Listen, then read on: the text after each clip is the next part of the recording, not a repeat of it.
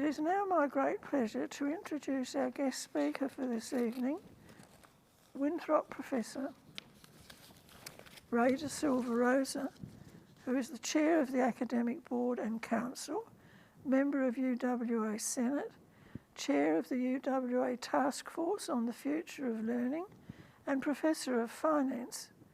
Ray wrote his PhD on mergers and acquisitions and has taught those units in the MBA programs at UWA and the University of Melbourne. He is a past president of the Accounting and Finance Association of Australia and New Zealand and of the UWA Academic Staff Association. Ray will now give a talk on WA university mergers, whose perspective counts. It's going to be a pause of just a few moments while we change speakers.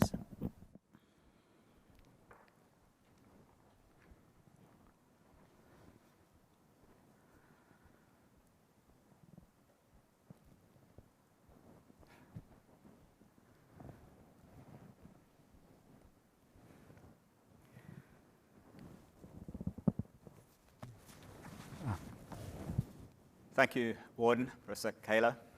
It's a pleasure to be here. It's a shame you can't be here as the audience, but I'm very pleased to be here. And I want to acknowledge that I'm talking on Whadjuk Noongar land, and I pay my respect to the elders, past, present, and future. Just looking at my slide over here, it just occurred to me it'd be nice if I had an Aboriginal visage in my slide, and so the next time, if that happens again, I'll do that. The talk today is on WA university mergers, whose perspective counts. This, of course, is prompted by the promotion of this idea that there should be a merger of WA universities by Professor Peter Clinton, the chief scientist, who said he has a responsibility to provide advice to the government about what is in the best interests of the state. And of course, that's the thing. What is in the best interests of the state? That's the question we need to address. The assumption, I guess, from Professor Clinton is that he knows what's in the best interest, or at least rather, it's all agreed what is in the best interest of the state. But that I want to put to you is the key issue. It's the perennial question of the university. The university addresses this question, not so much explicitly, but there is always and everywhere at universities an underlying, an undercurrent debate, discussion, a fight about what the university is about. And generally there are people who are dissatisfied at some point in time. So no one's ever particularly happy.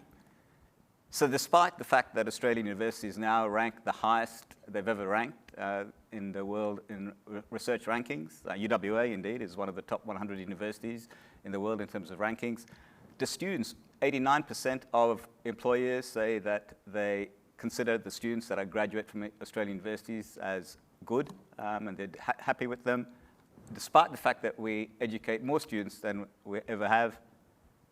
If you read The Australian, or indeed the Sydney Morning Herald, you would think universities are failing. But in fact, they're not. It's just that there are so many different constituencies to address that no one institution can satisfy all of them. So the question then becomes, whose perspectives counts, whose interests should we consider when deciding on any decision within the university? And the way the universities help this, so they're remarkably successful institutions, but they do this by courting multiple constituencies. So that's one of the things a successful university is very good at courting multiple constituencies. It's very hard to satisfy all of them, so not everyone can be, as I've pointed out. Take one example. So Harvard, by many measures, could be argued to be a successful university.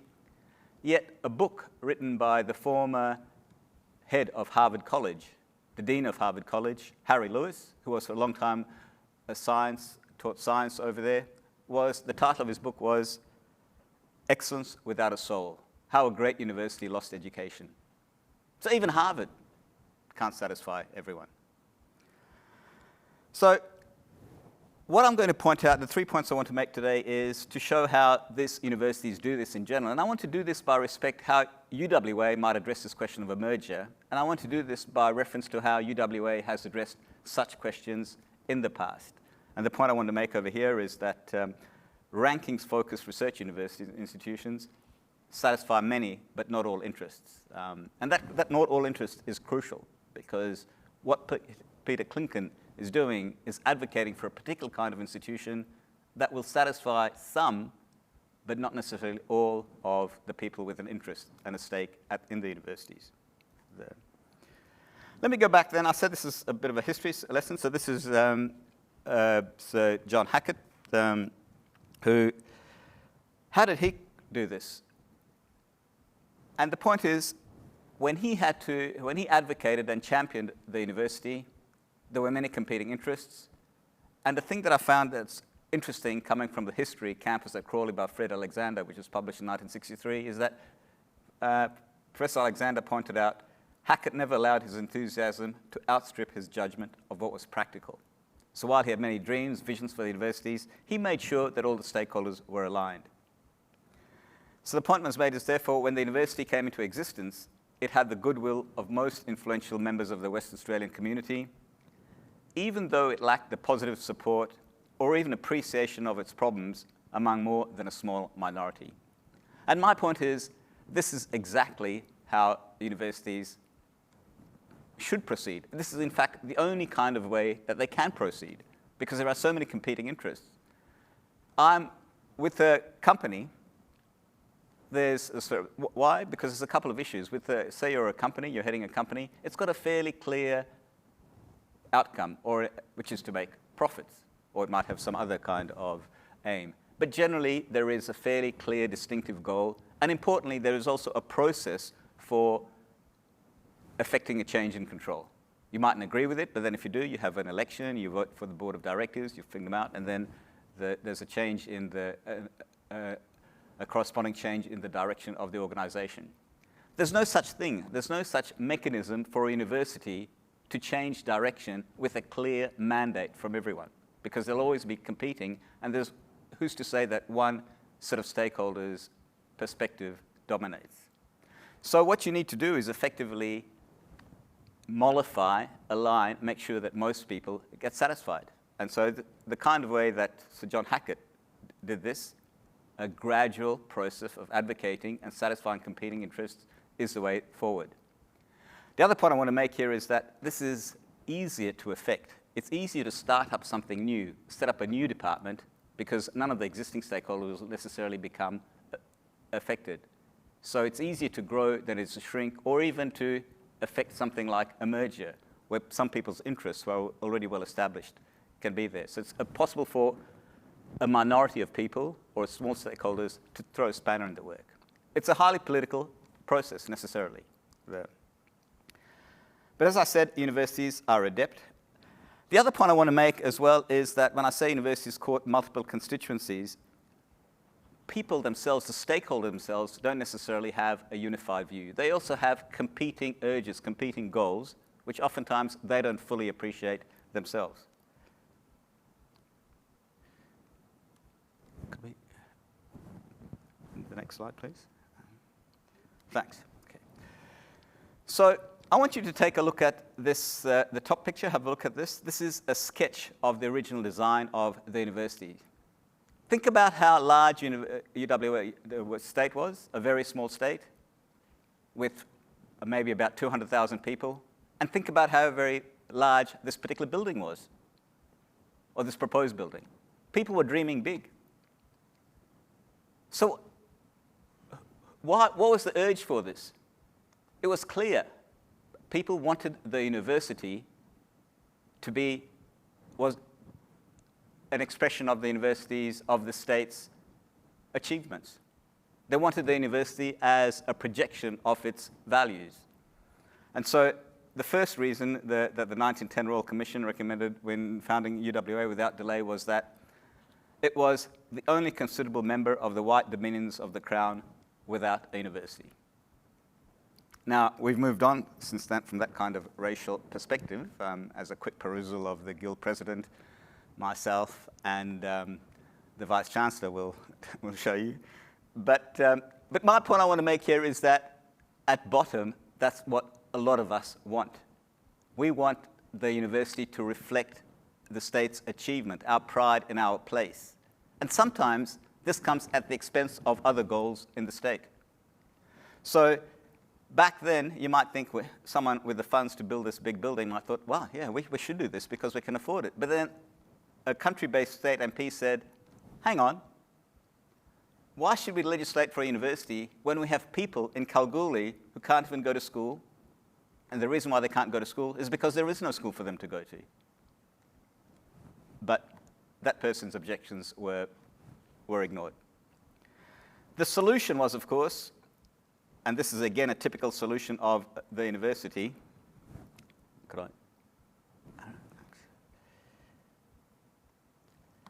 That they said, well, if the poor or the less wealthy people, the working class, use an old-fashioned term, they should also have access to the university, because at the moment they can't go to the university. If they have to go to the university, they have to leave the state, and it becomes too expensive. So we'll make this a free university. As the 1910 Royal Commission said, a free university is considered essential in a democracy. Not everyone was convinced. You had John Scadden, the Labour Premier, who quietly pointed out, he said, you know what, I'm uncertain about workers being able to take advantage of the university, fees or no fees. And indeed, they were right. A free university is basically a gift to the middle class. It's middle class welfare. And because it's mainly the middle class. Even when the universities were free, it was mainly the middle class who attended them and who reaped all the advantages of university. In fact, something that's a little publicized is that the National Union of Students, in around when Gough Whitlam was promoting this idea of a free university, they protested against this. They protested because they recognized that point. They said a free university would not benefit the working class, it would benefit the middle class. So what's the way forward then in terms of UWA? How might we consider a merger of the two universities? So let me just point out whose interests are being served over here. So it's from the Financial Review. It says, merging Western Australia's 4 public universities would create a super institution that would immediately land in the top 50 global rankings and act as a major lure to attract world-class academics and international students. That's what the chief scientists say. Now, the thing about this is this privileges research, and a particular kind of research. Because to get into the top 50 global rankings, what kind of research, or indeed to get in the top 100 rankings, what kind of research counts? It's mainly that in the STEM disciplines. And nothing wrong with the STEM disciplines. But basically, the point about this is that research in the STEM disciplines is expensive. And so what Australian universities have done very successfully is harvested the fees from students, local students, and both international students, and use those to subsidize research, and they've been very successful at this, and those research rankings, in turn, bring in the students. So that's, if you like, it's a kind of a virtual cycle. And that's the model that pretty much every Australian university has adopted, with considerable success. I'm told, I went on sabbatical to France, and people were talking about this. How does Australia do it? They're so successful. And that's how we do it. But the thing is, does this actually help the students? So one of the points about a university is an education. So it's been said over here that one reason why we have a major, big university is that would reduce our dependence on international students. I doubt that. Well, it could do if we chose that way, but would we want to?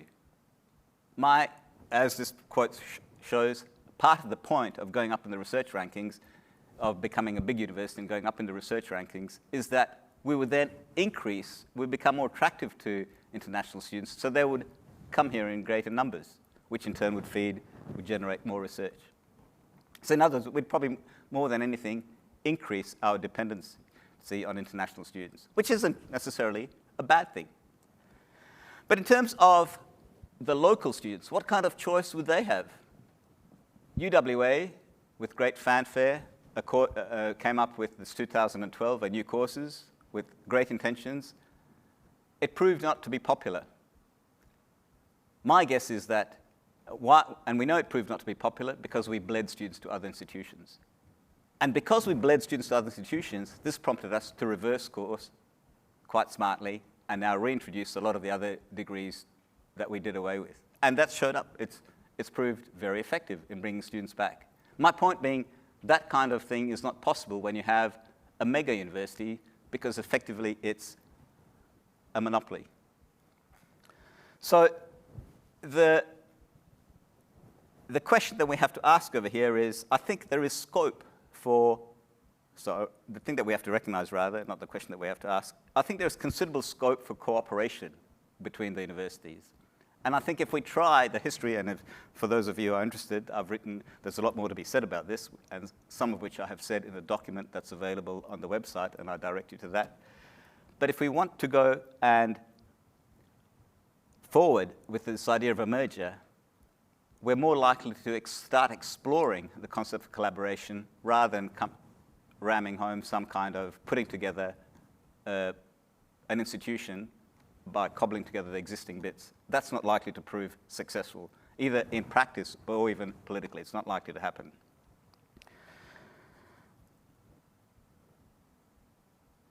The other point I want you to make is that something that Australian universities haven't done as a result of this model is that we haven't really developed the kind of links with the public, the kind of emotional connections with the public that we should. We've been so successful in research and going up the rankings but the public doesn't feel any particular affection or connection to us. And that's something that I think makes us vulnerable. It makes us vulnerable to kind of ideas from particular stakeholders, such as the government, because they can do what they want with us without feeling the repercussions. And so and I think this is true for both sides of politics. So it's true of the Labor side and it's true of the Liberal side. And here's an example I'm giving from the Labor side from over 30 years back. We see here that Gareth Evans said that when John Dawkins revamped the university's higher education system, expanded the number of universities, says none of the fellow cabinet ministers at the time, and that includes me, really took much stock of what he was up to, or had any real sense of the scale and significance of the changes he was forcing as he mounted his blitzkrieg in the higher education system. These are pretty sharp politicians. You think if this had any electric resonance that they wouldn't be paying attention? Of course they would. But they know they didn't bother because we have no connection with the voters. The voters see us in utilitarian terms. So for universities to effect particular change, to sway, people often say, why don't we listen to the universities? Why doesn't the public care about our lack of funding? It's because we haven't built that emotional connection. And I think that's something that all universities need to consider. Okay, I'll end there. I think that I know my time's up, but wouldn't want to keep the Vice-Chancellor waiting too much longer, but I'll take questions, or we have some questions later. Thank you very much to Convocation for the opportunity to speak, and please feel free to write to me. If you have any questions, I'll be very happy to answer them. Thank you. Ray, hope I'm back on. We wish to give you a gift to say thank you. It's a UWA tie and a UWA mug. Fantastic. The old school tie. I've got this at last. That's great. Thank you. I feel like I'm in the club now. Thank you very much for your presentation.